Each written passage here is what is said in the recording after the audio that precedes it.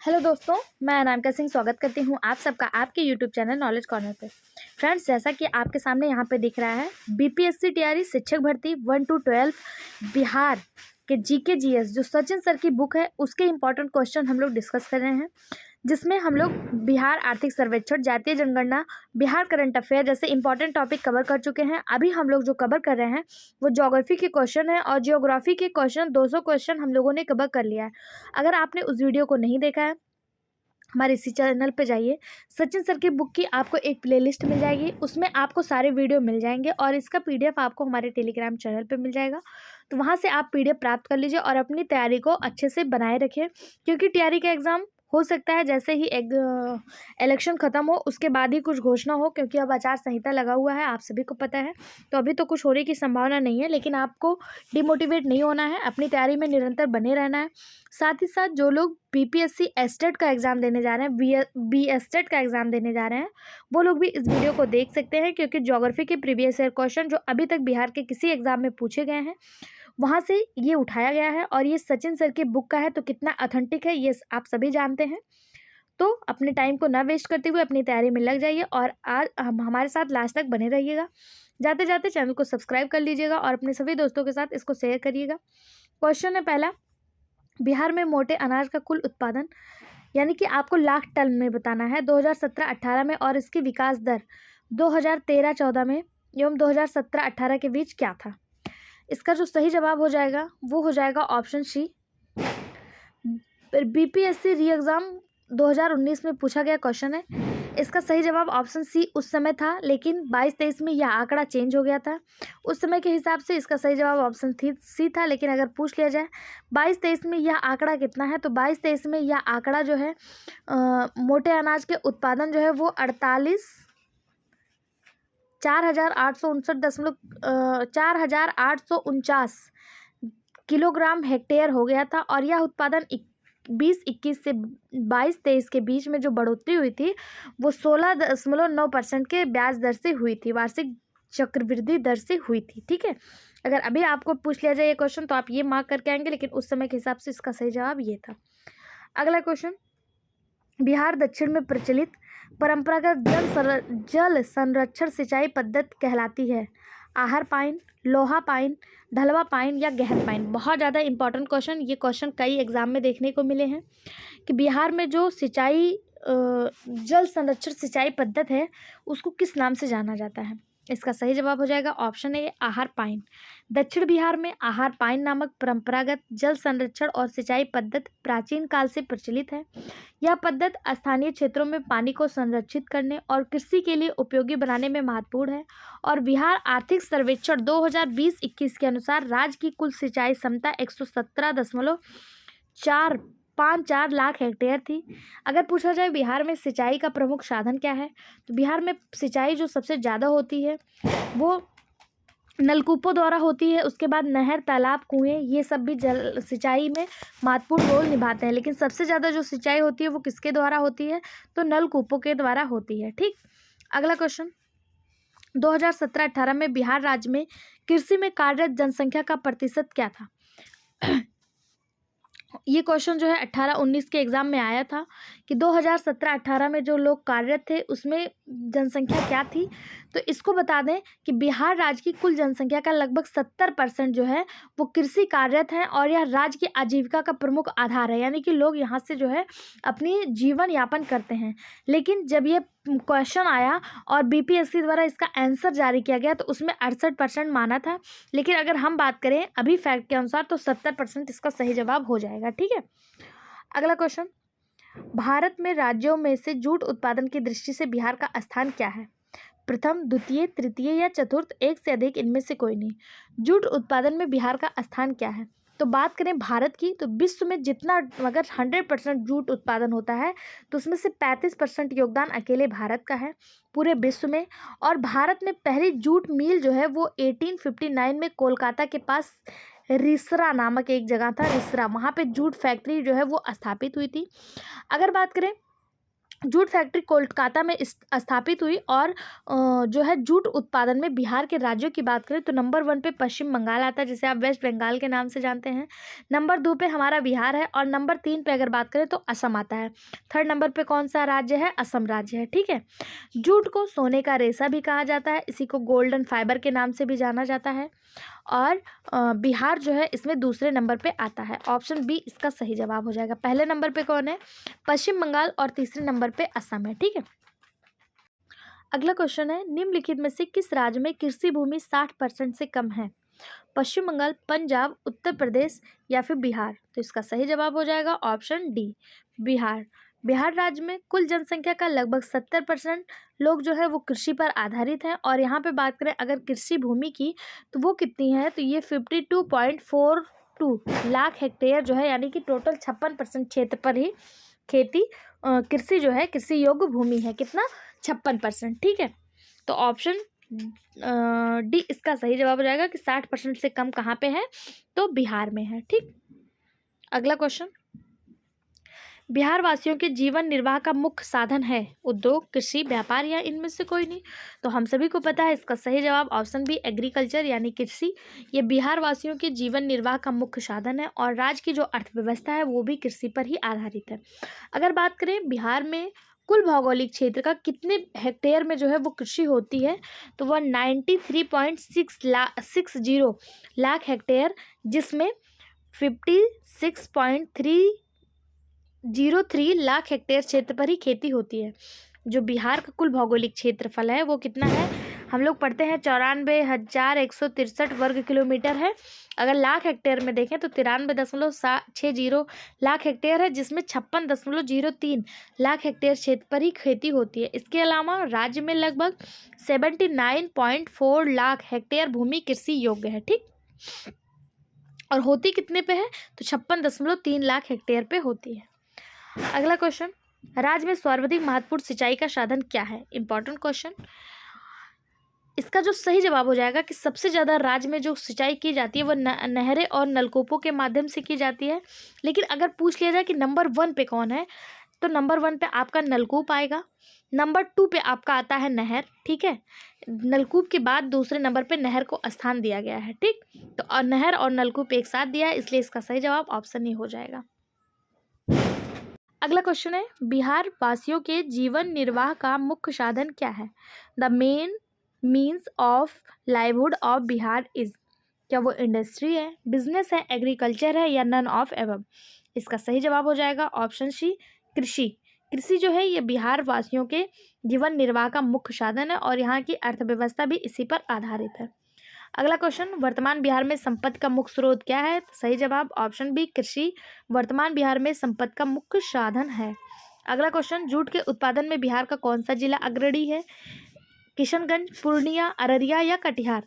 Jute उत्पादन में बिहार पूरे भारत में दूसरे नंबर पे है। नंबर 1 पे पश्चिम बंगाल है, लेकिन बिहार का अग्रणी जिला कौन सा है? तो वो किशनगंज है। जूट उत्पादन में बिहार का अग्रणी जिला यानी कि नंबर 1 पे जो है वो किशनगंज है। ऑप्शन ए इसका सही जवाब हो जाएगा। 2008 में पूछा गया क्वेश्चन था, और उस समय पूछे गए क्वेश्चन के हिसाब से ऑप्शन ए इसका सही जवाब है। लेकिन अगर आपसे नवीनतम आंकड़ों की बात करें, अगर अभी आपको ये क्वेश्चन देखने को मिल जाए कि बिहार का कौन सा जिला जो है वो जूट उत्पादन में नंबर 1 पे है, तो ये आपका किशनगंज नहीं होगा। नवीनतम आंकड़ों के अनुसार बिहार का अररिया जिला जो है ये जूट उत्पादन में नंबर 1 पे देखने को मिलाता है। इसके बाद अररिया के बाद आपको मिलेगा सुपौल, और सुपौल के बाद तीसरे नंबर पर मिलेगा पूर्णिया। यानी कि अररिया, सुपौल और पूर्णिया ये तीनों जिले बिहार के जूट उत्पादन में महत्वपूर्ण रोल निभाते हैं। ठीक। अगला क्वेश्चन, बिहार में लगभग कितने क्षेत्र पर कृषि कार्य होता है? तो अभी हम लोगों ने देखा ये जो 2008 में पूछा गया क्वेश्चन था, तो इसका सही जवाब 60% था। लेकिन अगर अभी आपसे ये क्वेश्चन पूछा जाए तो इसका जवाब हो जाएगा 56.03 लाख हेक्टेयर भूमि पर जो है वो कृषि होता है। ठीक है। ये नवीनतम आंकड़ा है। अगला क्वेश्चन, बिहार का प्रसिद्ध पूषा संस्कृति किस संस्थान किस देश के कृषि वैज्ञानिक के नाम से है? रूस, इंग्लैंड, अमेरिका या जापान? इसका सही जवाब हो जाएगा ऑप्शन सी, अमेरिका। बिहार का प्रसिद्ध पूषा कृषि संस्थान 1905 में अमेरिकी परोपकारी हेनरी किप्स की वित्तीय सहायता से स्थापित किया गया था। इस संस्था की स्थापना कृषि शिक्षा, अनुसंधान और प्रसार के लिए हुआ था। यह देश के अग्रणी संस्थानों में गिना जाता है। ऑप्शन सी इसका सही जवाब हो जाएगा। अगला क्वेश्चन, निम्नलिखित में से किस जिला में मखाने का उत्पादन नहीं होता है? बिहार जो है यह मखाना में सबसे अग्रणी है और बिहार के समस्तीपुर, दरभंगा, मधुबनी इन सब जिलों में जो होता है मखाने का उत्पादन होता है, लेकिन औरंगाबाद में मखाने का उत्पादन नहीं होता है। देश में अगर 100% मखाना उत्पादित हो रहा है तो इसमें से 80 से 85% अकेला बिहार उत्पादित करता है। मखाने की कृषि के लिए मधुबनी, दरभंगा ये सब बड़े स्तर पर जाने जाते हैं। अगर इसके अतिरिक्त बात करें तो सन 2002 में बिहार में एक मखाना शोध संस्थान की भी स्थापना हुई। वह कहाँ पे हुई थी? दरभंगा में हुई थी। आपसे पूछा जाएगा मखाना शोध संस्थान की स्थापना कहाँ हुई, तो बिहार के दरभंगा में हुई। कब हुई थी? सन 2002 में हुई थी। ठीक है, ऑप्शन डी इसका सही जवाब हो जाएगा। बिहार के औरंगाबाद में मखाना नहीं उत्पादित होता है। अगला क्वेश्चन, बिहार में सिंचाई के संबंध में निम्नलिखित में से कौन सा कथन सही नहीं है? बिहार के रोपित कुल क्षेत्रफल का लगभग 46% सिंचित है। बिहार के कुल सिंचित क्षेत्रफल का लगभग 30% नहरों तथा 39% नलकूपों द्वारा सिंचित है। नहरों द्वारा सिंचित सर्वाधिक क्षेत्रफल भोजपुर, औरंगाबाद, पश्चिमी चंपारण, रोहतास एवं मुंगेर जिलों में शामिल है। नलकूपों द्वारा सिंचित सर्वाधिक क्षेत्रफल समस्तीपुर, सीतामढ़ी, बेगूसराय, मुजफ्फरपुर, गोपालगंज तथा खगड़िया जिले शामिल हैं। यहाँ पे पूछा निम्नलिखित में से कौन सा सही नहीं है, यानी कि एक गलत है बाकी 3 सही है। तो इसका सही जवाब हो जाएगा ऑप्शन बी। बिहार में सकल सिंचित क्षेत्र के समय 7 जो है वो लगातार वृद्धि हो रही है। कुल सिंचित क्षेत्र बढ़कर 56.03 लाख हेक्टेयर हो गया है। 2022-23 के आंकड़ों के अनुसार अगर बात करें सिंचाई में सबसे अधिक योगदान नलकूपों का रहा है। कितने परसेंट रहा है? तो 71.3% नलकूपों का योगदान रहा। उसके बाद तालाब जो है वो 46.0% तालाब और इसके बाद अन्य संसाधन इसमें शामिल है। जो आपको ऑप्शन बी में दिया है कि बिहार में कुल सिंचित क्षेत्र का 30% नहरों तथा 39% नलकूपों द्वारा, ये बिल्कुल गलत हो जाएगा। नलकूपों द्वारा कितने परसेंट है? तो नलकूपों द्वारा 71.3% जो है बिहार की सिंचाई की जाती है, 71.3%, ये गलत हो जाएगा। बाकी बिहार में रोपित कुल क्षेत्रफल का 46% सिंचित है, बिल्कुल सही बात है। नहरों द्वारा सिंचित सर्वाधिक जो क्षेत्रफल है वो भोजपुर, औरंगाबाद, पश्चिम चंपारण, रोहतास और मुंगेर जिला है, ये भी बिल्कुल सही बात है। और नलकूपों से बिहार के जिन जिलों की सबसे ज़्यादा सिंचाई होती है उनमें से समस्तीपुर, सीतामढ़ी, बेगूसराय, मुजफ्फरपुर, गोपालगंज, खगड़िया ये ज़िले शामिल हैं। इसमें से भी अगर सबसे ज़्यादा पूछा जाए तो समस्तीपुर में नलकूपों के माध्यम से सबसे ज़्यादा सिंचाई होती है। अगर पूछ लिया जाए कितना, ऐसे तो नहीं पूछेगा, लेकिन मान लो अगर पूछ लिया जाए तो 247.7 हजार हेक्टेयर जो है ये सबसे ज़्यादा होता है। और सबसे कम जो है नलकूपों से सिंचाई कहाँ होती है? तो अरवल में होती है। कहाँ पे होती है? अरवल में सबसे कम होती है। ठीक, अगला क्वेश्चन, बिहार के विविध भौगोलिक पक्षों में के संबंध में निम्नलिखित कथनों पर मनन कीजिए। आपके सामने कुछ कथन दिया है और पूछा इनमें से कौन सा सही है। पहला दिया है बिहार के घरेलू उत्पादन में कृषि का योगदान 67% है। यही आपका पहला ही आपका गलत दिखाई दे रहा है, क्योंकि बिहार के जो घरेलू उत्पादन है इसमें कृषि का योगदान आपको कितने परसेंट देखने को मिला? तो इसमें जो है, एक मिनट रुकिए, ये क्वेश्चन पूछा गया था उस समय जो बिहार की जीडीपी थी वो 47.41% था। साथ ही 47 लाख एकड़ भूमि तत्कालिक रूप से बाढ़ से प्रभावित थी। लेकिन 2020-21 में बिहार के सकल घरेलू उत्पाद यानी जीडीपी जो है इसका योगदान 19% था। ठीक है, 19%। बिहार के घरेलू उत्पादन में कृषि का योगदान 67% है, ये बिल्कुल सही बात है। लेकिन यहाँ के क्या पूछा है?